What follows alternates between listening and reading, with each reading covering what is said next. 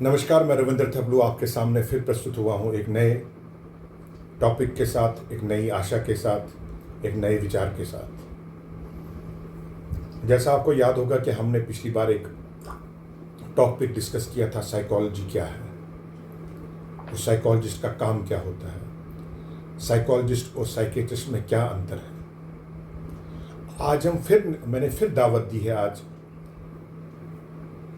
Madam गीना थपलू को, जो कि एक साइकोलॉजिस्ट हैं और काउंसलर हैं, behavioural and narrative therapy practitioner हैं ये,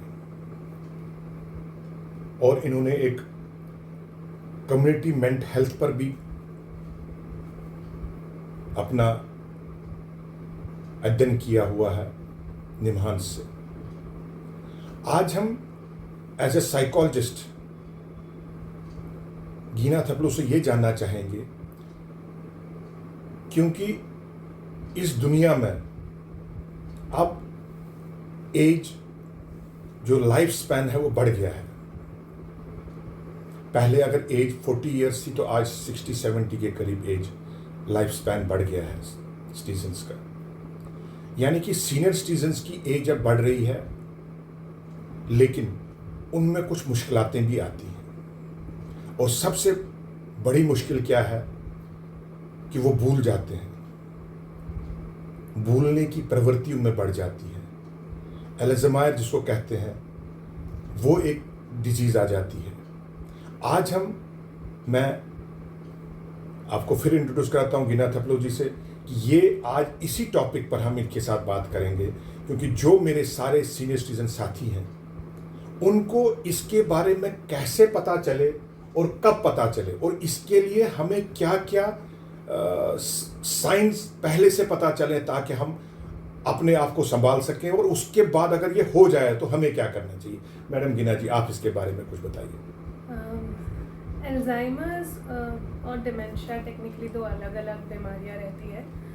हम इवन दो दोनों का दिखने का तरीका बहुत सिमिलर होता है, पर जब हम उनके साथ काम करते हैं तो हम थोड़ा सा डिफरेंट टर्मिनोलॉजी लेते हैं, स्पेशली मेडिकल टर्म में। जहाँ डिमेंशिया कैन बी कुछ भी ऐसा हो रहा है जहाँ पर आपका कॉग्निटिव हेल्थ डिक्लाइन हो रहा है, दैट मीन्स आपका थिंकिंग रीजनिंग स्किल्स में डिफ़िकल्टी आ रही है, या आपका एसोसिएशन करने में या रीजनिंग करने में, थिंकिंग स्किल्स में जहाँ पे डिफ़िकल्टी आती है, उसको हम डिमेंशिया बोलते हैं। नाउ डिमेंशिया आपको इसलिए हो सकता है क्योंकि आपको स्ट्रोक आया है, आपको इसलिए हो सकता है क्योंकि आपको ब्रेन इंजरी हुई है, इसलिए हो सकता है क्योंकि आपको लेवाइस डिजीज़ है, हंटिंगटन डिजीज़ है, किसी भी वजह से हो सकता है। सो डिमेंशिया क्या भूलने की प्रवृत्ति होती है? हाँ, हमारे भूलने से ज़्यादा हमारे ब्रेन में एक कंट्रोल सिस्टम होता है जो रीजनिंग करता है, थिंकिंग करता है। जब आप चलते हो तो मे भी आप इतना नहीं सोचोगे कि मुझे लेफ्ट पाँव पहले रखना है या राइट पाँव पहले रखना है, वो ऑटोमेटिकली होता है।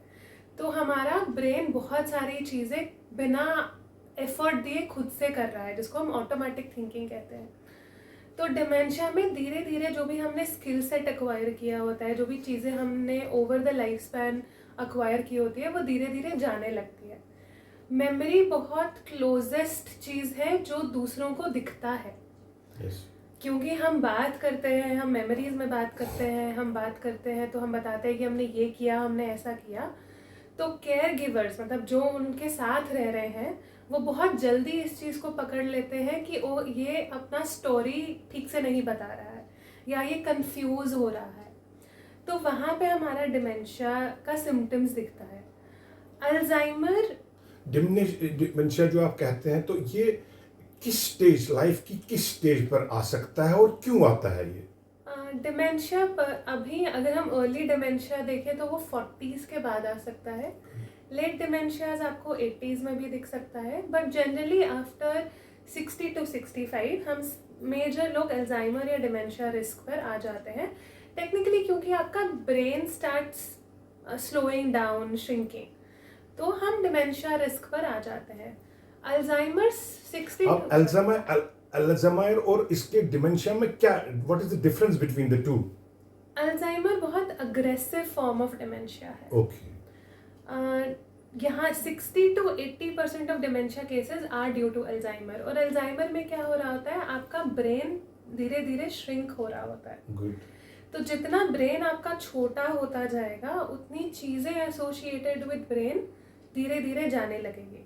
It's a progressive disorder, that means इसका कोई क्योर नहीं है। हम बहुत क्लियरली ऐसा बोलते हैं कि अगर आप हिल पर हो और आपकी गाड़ी टॉप ऑफ द हिल है, अल्जाइमर में किसी ने हिल पे गाड़ी को धक्का दे दिया है, अब वो गाड़ी नीचे ही आएगी, उसका कोई और अंत नहीं है।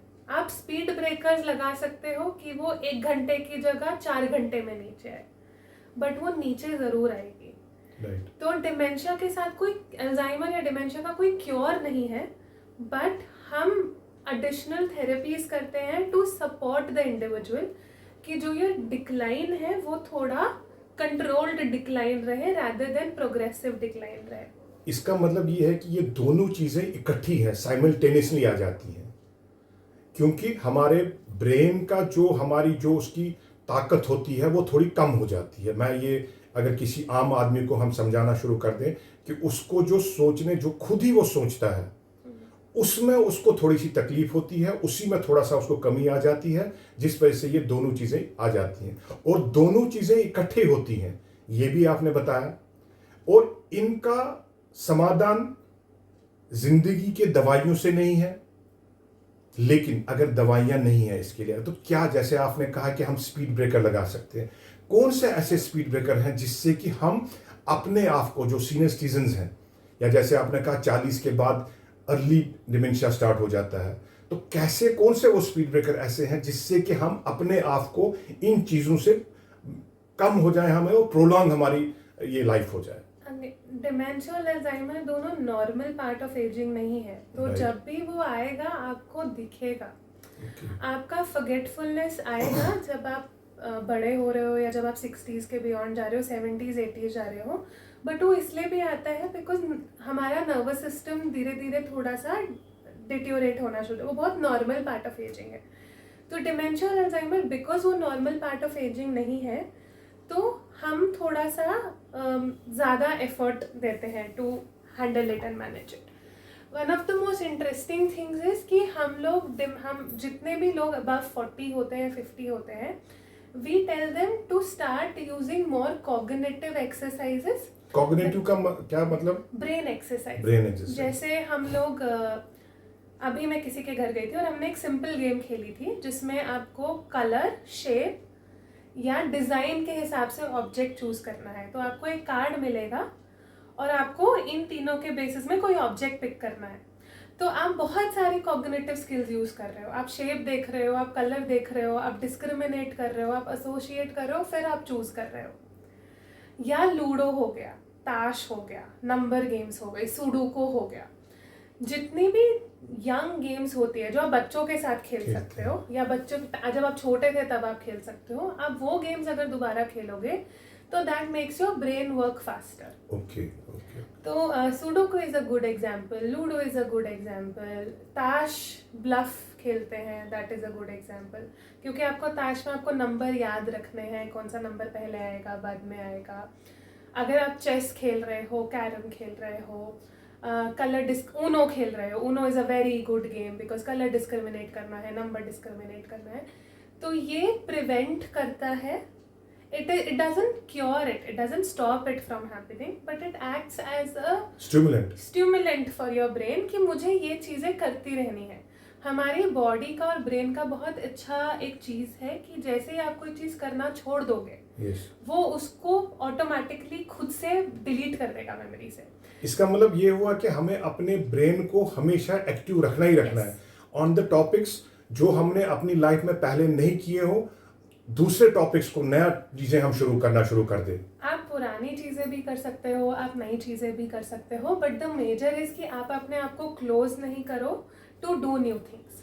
क्योंकि जैसे मैं इसमें थोड़ा सा आपको एक एग्जांपल दे सकता हूँ कि जैसे ही एज कोई सीनियर सिटीजन हो जाता है 50-60 साल का, वो कोशिश करता है कि बस अब मेरा लाइफ हो गया, कमरे में बैठूंगा, मुझे कुछ नहीं करना है। क्या वो तरीका सही है या they should be allowed to move freely if their health allows it? No, I think अगर उनका हेल्थ अलाउ करता है तो they should be allowed to move freely, they should. they should engage in thinking, and this is where if you have grandchildren they come in a lot of way helpful, because children को भी play चाहिए होता है और play आपकी health के लिए भी उतना ही important है. तो आप डेफिनेटली कोलैबोरेट कर सकते हो अपने यंग वंस के साथ कि उनको बाहर वॉक पे लेके जाएं, उनको कहानियाँ सुनाओ, उनके साथ गेम्स खेलो, पुट टुगेदर प्ले करो कि अच्छा ये यहाँ है, ये यहाँ घूम गया है. I know lot of people जो डॉग्स के साथ प्रेफर करते हैं कि वॉक्स पे जाएं, कि उनका रूटीन और डॉग का रूटीन मैच हो. तो अगर मुझे सुबह 5 बजे उठना है बिकॉज मुझे डॉग को वॉक करने लेके जाना है तो वो है. So if your health permits, it's always helpful to be out, to engage your brain. Humans social animals हैं, उनको social structure required होता है to survive. But अगर आपका health permit नहीं करता है, there are still lot of activities which you can do while you are inside. आप brain gym exercises जिनको हम कहते हैं वो कर सकते हो, which is basic yoga poses mixed with आपका nervous system connector. उसमें आपका जैसे हैंड मूवमेंट्स आ जाता है, बॉडी मूवमेंट आता है, लेफ़्ट राइट अप डाउन. आप जब वैसे एक्सरसाइजेस करते हो वो भी बहुत हेल्पफुल रहता है. तो बट इट्स वेरी इंपॉर्टेंट कि आप ब्रेन को कॉन्स्टेंटली एंगेज्ड और एक्टिव रखो. जिस टाइम पे वो इनएक्टिविटी स्टेट में चला जाएगा वो उस टाइम पर आप डिमेंशिया रिस्क में ऑटोमेटिकली आ जाओगे. दैट मीन्स कि हमारे जितने भी सीनियर सिटीजन, आप उनको ये एडवाइस करते हैं कि आप अपने जो भी काम काज करते हैं उसमें अपने आप को एंगेज रखिए, ताकि आपकी जो ब्रेन की एक्टिविटी है, जो ब्रेन की सेल्स हैं, जो नर्व्स हैं हमारे, वो काम करें, वो बैठे नहीं. वो उनको, जैसे हम कहते हैं कि उनको बेकार नहीं बैठने दो. जैसे फौज में कहा जाता है कि फौजी को बेकार नहीं बैठने देते हैं, इसी तरह से सबसे अच्छी चीज़ है कि आपने जो बता दिया कि जिस टाइम भी ये प्रॉब्लम आए उस टाइम आपने अपने ब्रेन को, अपनी बॉडी को अकेला नहीं छोड़ना है, इसके साथ खेलना है, इसके साथ बातें करनी है, इसको बातें करवानी है, पुरानी यादें दोहरानी है. ये एक चीज़ हो गया. अब जब आप इन दोनों को, अल्जाइमर और डिमेंशिया को, इसको अगर अब हमें पेशेंट के साथ जो इसमें आ गया है, उनके जो अटेंडेंट हैं, उनके बारे में क्या एडवाइस आप देना चाहेंगे कि कैसे वो पता चले उनको, क्योंकि एक नॉर्मल आदमी को तो नहीं पता चलेगा घर में ऐसा, उनको क्या सिम्टम्स लगें कि जिससे वो कि पहले ही, ताकि उसके जो प्रॉब्लम्स हैं उसको वो उनको समझाए भैया ये इस वजह से हो रही है, ये डिलिबरेटली नहीं कर रहा है. I think one of the most important things is कि डिमेंशिया और अल्जाइमर्स बहुत ज़्यादा हेरिडिटी इन नेचर है. ओके. तो अगर आपके लव्ड वंस उतना टाइम तक रहे हैं और उनको डायग्नोज हुआ है डिमेंशिया और अल्जाइमर, तो बहुत हायर चांसेस हो जाते हैं कि हम भी उस रिस्क फैक्टर में आते हैं, बिकॉज जेनेटिक जीन्स हमेशा पास ऑन हो रहे हैं, तो देयर इज़ अ पॉसिबिलिटी कि आपके पास वो जीन आया है. अदर एस्पेक्ट इज कि केयर गिवर्स का सबसे best way to see is to ask them about the day. अगर कोई आपको फंबल कर रहा है कि उन्होंने सुबह क्या किया या उनका स्टोरी मैच नहीं हो रहा है, तो that is a very clear cut sign कि कहीं पे कुछ गड़बड़ हो रहा है. अगर वो बार बार वही चीजें दोहरा रहा है, अगर वो बार बार आपसे रिपीटेडली सेम क्वेश्चंस पूछ रहा है, डिसओरिएंटेड अबाउट टाइम है, डिसओरिएंटेड अबाउट प्लेस है, काफ़ी टाइम पर वो आपसे कुछ पूछेंगे या आपसे कुछ मांगेंगे, फिर बोल देंगे नहीं नहीं नहीं नहीं इट्स ओके एंड देन चले जाएंगे. सो अगर कंफ्यूज्ड लग रहे हैं, जिन पाथ पे वो नॉर्मली एवरीडे चलते हैं उन पाथ में वो गुम गए. अच्छा, वो तो, जो आदमी हमने देखे हैं, बहुत सारे मैंने केसेस ऐसे देखे हैं जो कि भूल जाते हैं कि मैं कहाँ हूँ इस टाइम, कैसे. That is also part of it. That is also a part of it. जब भी आप डिसोरिएंट हो जाओगे टाइम, प्लेस, एक्टिविटी को लेकर, तो हमारा कुछ ना कुछ मिस होता है. वहाँ पर आपको एक न्यूरोलॉजिस्ट या साइकियाट्रिस्ट के पास जाने का जरूरत होता है ताकि वो डिटेल्ड असेसमेंट कर सके कि एक्चुअली क्या हो रहा है. राइट. तो MRIs करते हैं, ब्रेन वेव एक्टिविटी चेक करते हैं कि एक्चुअल डैमेज कितना है.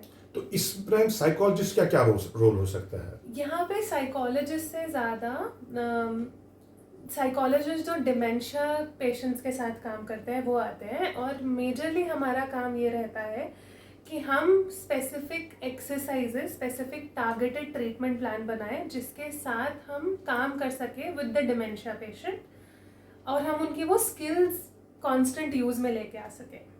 हम फैमिलीज और केयर गिवर्स के साथ बहुत ज़्यादा काम करते हैं to support them through this process, because there's a very high possibility your care recipient will become angry, your care recipient will not understand you.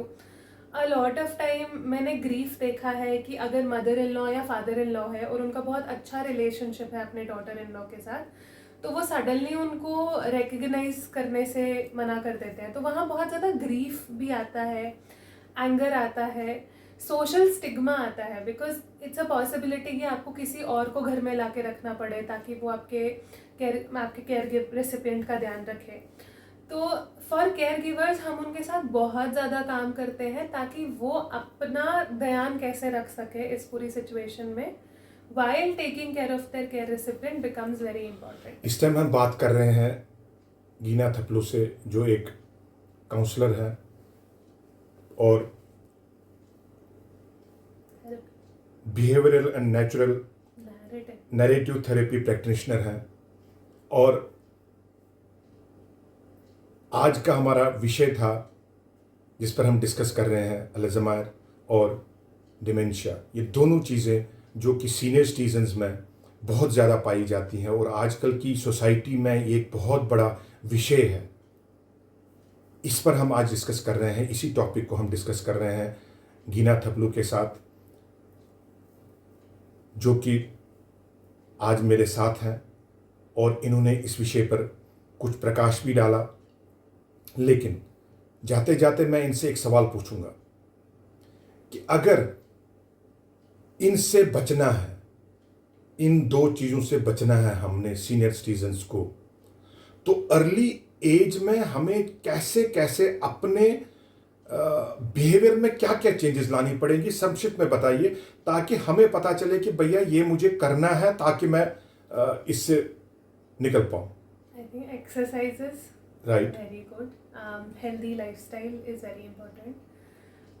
One of the biggest challenge जो मेरे को फेस हुआ था, which I would say, is being open to a lot of experiences, कि आप नई things try करो, आप नई चीज़ें ट्राई करो, चाहे वो नई चीज़ें पढ़ना हो, एक्सपेरिमेंट करना हो, आप जितना हाथ से काम कर सकते हो। ओके, वेरी इंपॉर्टेंट थिंग कि जितना आप हाथ से काम कर सकते हो, that means gardening is also very good thing. Gardening is very good thing, crafting is good thing, crocheting, playing, जहाँ पे भी आपका माइंड और बॉडी साथ में काम कर रहा है, very good, to do something external, वो बहुत इंपॉर्टेंट रहता है। क्योंकि जब हम डिमेंशिया और अल्जाइमर अगर किसी को हो गया तो हम उनके साथ भी ये एक्टिविटीज करते हैं कि ताकि उनकी बॉडी, उनके जो मसल्स हैं और उनका जो ब्रेन है वो इकट्ठे काम करना शुरू कर, नर्व्स जो है वैसे हम कहें, नर्वस सिस्टम उनका इकट्ठे काम। दैट मीन्स आपका एडवाइस हमारे सीनियर सिटीजन के लिए ये रहेगा कि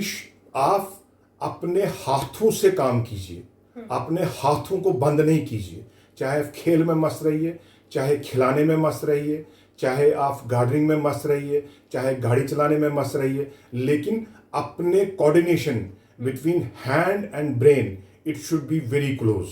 यही आपकी एडवाइस है। और इसी आशा के साथ मैं जितने भी मेरे दर्शक यूट्यूब पर जो मेरी चैनल है रविंद्र थपलू देख रहे हैं, उन सब से आशा करता हूं, उन सब से विनती करता हूं कि इस टॉपिक को इतना फैलाइए ताकि जो भी हमारे सीनियर सिटीजन हैं वो इसको देखें और समझें, और जो उनकी रखरखाव करते हैं घर में, उनको भी पता चले कि ये कोई बीमारी नहीं है, this is a part of life. लेकिन इसको बचने के लिए हमें, जैसे गीना जी ने कहा कि इसको हमें स्पीड ब्रेकर्स लगाने होते हैं, और वो स्पीड ब्रेकर क्या है वो उन्होंने बताया। मैं आशा करता हूं कि आपको इस विषय पर आज बहुत आनंद आया होगा सुनने में, और आशा करता हूं कि आप ज़रूरी ये जो मेरा चैनल है इसको लाइक करेंगे, सब्सक्राइब करेंगे और अपने साथियों तक ज़रूर पहुंचाएंगे, और अपने कमेंट्स ज़रूर लिखिएगा। तब तक के लिए मैं गीना जी का बहुत बहुत धन्यवाद करता हूं कि वो मेरे साथ आई और मेरे साथ इस टॉपिक पर डिस्कशन किया। बहुत बहुत धन्यवाद आपका।